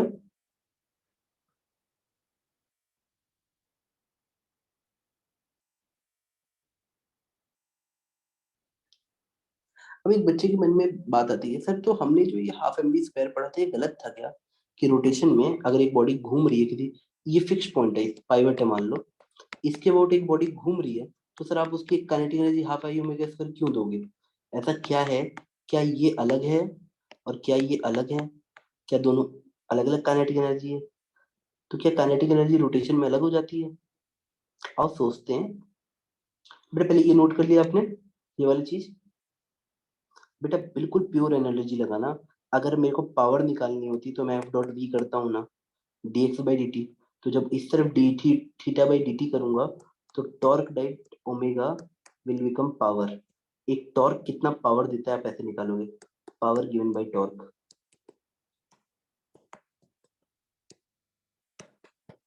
ये होता है पावर गिवन बाय फोर्स। सब सेम एनालॉजी पे चलेगी। बेटा पता है पूरा संसार वही है। आपको टीचर मर जाएगा पढ़ाते पढ़ाते ये बोलते बोलते कि बेटा देखो तुम बहुत मेहनत करके ऑलरेडी आए हुए हो, अब प्योर रोटेशन पे दोबारा मेहनत मत करो। तुमने यहाँ पढ़ा था कि अगर नेट एक्सटर्नल फोर्स 0 होता है तो मोमेंटम कंजर्व होता है, तो यहाँ पे मैं वही लाइन बोल दूंगा, जब नेट टॉर्क 0 होगा बेटा तब एंगुलर मोमेंटम कंजर्व रहेगा। तुमने यहाँ पढ़ा था जब तक बॉडी पे फोर्स नहीं आएगा, फर्स्ट लॉ क्या था, if there is no force body जो कर रही है वही करेगी। यानी यहाँ पे तुम वही बना दोगे कि सर अगर टॉर्क एक्सटर्नल नहीं आया है तो बॉडी का ओमेगा कांस्टेंट रहेगा, angular velocity will remain constant. वही चीज ditto linear pure rotation as it is छापो, सिर्फ लॉजिक सेम रखना। वहां पे थर्ड लॉ क्या था कि सर अगर मान लीजिए दो बॉडीज हैं तो ये इसको फोर्स जितना दे रही है वही उसको उतना दे रही है, एक्शन रिएक्शन। तो यही बात मैं यहाँ टॉर्क में बोल दूंगा कि जब दो पॉइंट्स का टकराव होगा या कुछ भी कोलिजन कुछ भी होगा तो बॉडी ए जितना टॉर्क दे रही है is always equal to body given by torque to negative sign के साथ में, सब सेम रहेगा। वहां पे कई बुक्स में उसको इतना पढ़ा पढ़ा के बच्चों को बिल्कुल दिमाग खराब कर देते हैं और आखिर में बच्चे को लगता है सर मुझे कुछ समझ नहीं आ रहा, याद नहीं हो रहा। सब कुछ आइडेंटिकल टर्म है, जो तुमने यहाँ पढ़े हैं वही वहां रहेंगे और तुम क्वेश्चंस के थ्रू उसको सीख सकते हो बड़ी आसानी से। बेटा यहाँ से तुम लोग को समझ आ रहा है सारा। मैं बेटा बार बार बोल रहा हूँ there is analogy, try to catch that analogy. हमें अब देखो अंतर क्या है ना, एक बच्चा जो डेरिवेशन पॉइंट ऑफ व्यू से जानेगा वो बोलेगा सर पहले आप मुझे बताओ ये आया कहाँ से, kinetic energy half I omega क्या स्क्वायर कैसे हो गई। वो तो ठीक है कि आपने एनालॉजी पे बता दिया, बट हुआ कैसे। बेटा होता क्या है ना, अगर एक बच्चा टीचर की बात सुन रहा है ढंग से तो वो सोचेगा और धीरे धीरे समझ जाएगा। मैं तुमसे बोलता हूँ कि किसी भी पॉइंट मास का डीएम का काइनेटिक एनर्जी होता है हाफ एम वी स्क्वायर, तो ये सबको समझ आता है, सबको समझ आएगा half d m v square. ये फॉर्मूला है, बेसिक कॉन्सेप्ट, बेसिक कभी गलत नहीं होता है बेटा। आप उसको नहीं देख पाते हो दूसरे एंगल से कई बार। अब मान लो कोई कोई बॉडी है वो सेंटर के बाद फिक्स है और वो घूम रही है, सिर्फ सिर्फ घूम रही है, तो किसी भी छोटे से डीएम का जब मैं वेलोसिटी देखता हूँ तो उस चीज का डिस्टेंस आर ओमेगा रहता है बेटा वेलोसिटी। मान लो अगर ये ओमेगा स्पीड से घूम रही है तो हर मास अलग अलग मासेस में देखो, एक डीएम यहाँ होगा, इस डीएम के पास स्पीड हो जाएगी आर ओमेगा। एक बॉडी के पास सिर्फ एक एंगुलर स्पीड होती है, अगर ये सेंटर है, मैं इस बॉडी को मान रहा हूँ प्योर रोटेशन हो रहा है, प्योर रोटेशन ओनली। तब तुम देखोगे कि अगर मैं किसी बॉडी को घुमाऊं ओमेगा स्पीड से तो हर मास के पास एक वेलोसिटी होगी आर ओमेगा। जैसे इस वाले डीएम के पास हो गई एक्स ओमेगा, इस वाले डीएम के पास हो गई आर ओमेगा। कोई चीज यहाँ पे होती और ये x1 डिस्टेंस होता तो उसके पास स्पीड हो जाती इस डीएम के पास x1 ओमेगा, आर ओमेगा होता है बेटा, x1 is the perpendicular distance from the centre. यानी जब सबकी वेलोसिटी अलग अलग है, मैं इन्हीं सब का इंटीग्रेशन जब करता हूँ डीएम मास इनटू इन सब का एक्स ओमेगा का, सारे ब्लॉक का, सबका सबका बेटा half DM half mass into velocity का स्क्वायर। जब मैं इस टर्म को इंटीग्रेट करता हूँ तो मुझे बॉडी का यही मिलता है बेटा हाफ आई ओमेगा स्क्वायर। तो ये चीज कोई अलग नहीं है, ये वही चीज है, बच्चे को बस दिखती नहीं है। बेटा ये गलत नहीं है, ये सही है। रोटेशन में कोई नया नहीं आ जाता है, जब तुम इंटीग्रेट करते हो तो आखिरी में इसके बराबर पाते हो कि पूरी बॉडी का एक एक पॉइंट का मैं हाफ एम वी स्क्वायर निकालता, इससे अच्छा मैं डायरेक्टली फॉर्मूला लिख दूंगा। क्या बेटा आपको ये पॉइंट कैच किया।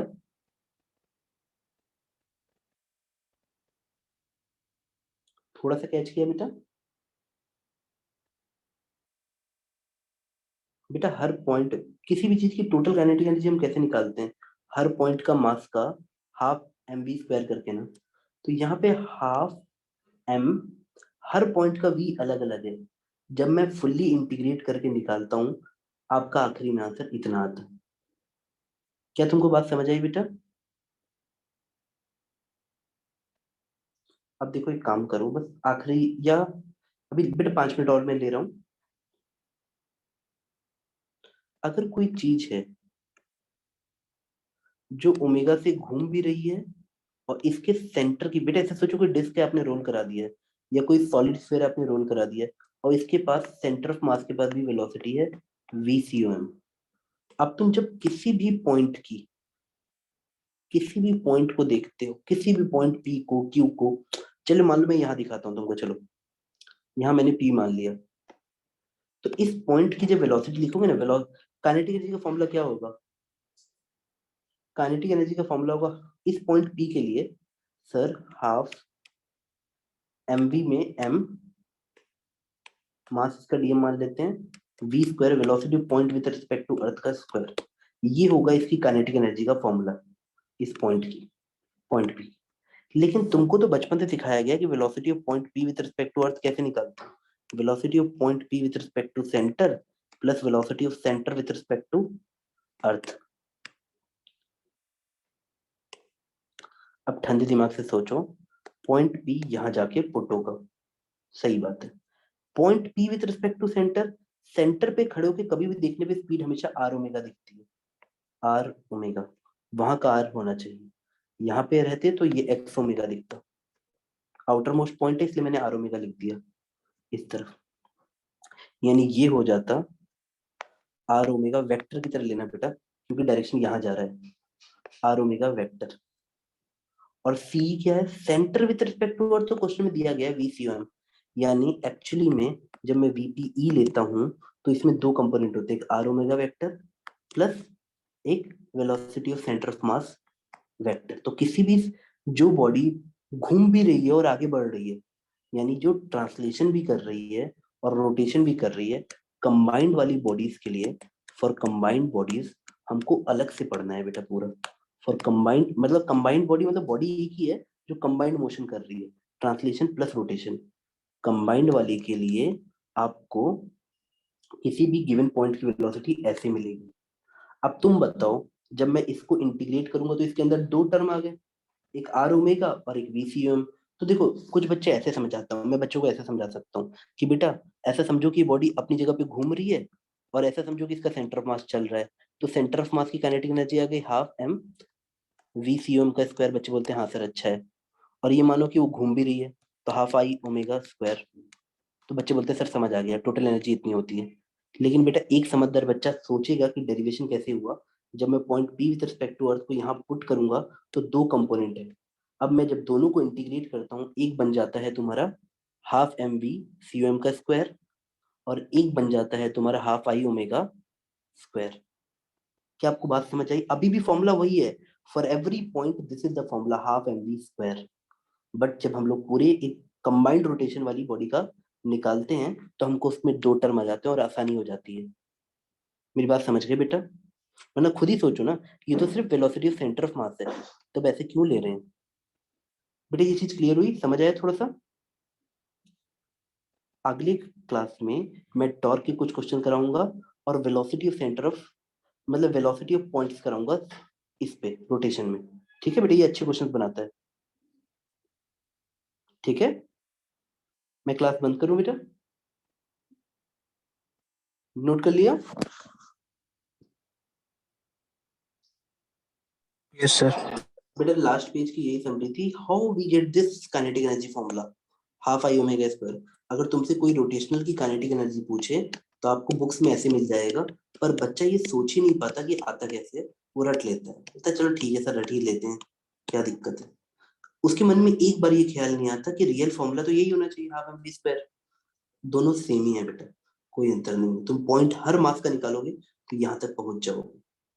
फिर वही बच्चा पूछता है, पता है जो बच्चे ऐसे डिराइव नहीं करेंगे, सोचेंगे नहीं, वही पूछेंगे सर ये बॉडी तो इस पॉइंट के अबाउट घूम रही है इंस्टेंटेनियसली, तो आपने आई इस पॉइंट के अबाउट क्यों लिया? जो बच्चा सुनेगा नहीं वही कंफ्यूज रहेगा। चलो ठीक है बेटा, मैं लेक्चर क्लोज करता हूँ। वैसे होप कि आज की क्लास थोड़ी सी लंबी और अच्छी थी, तो आप एंजॉय किए होगे। बाय बेटा।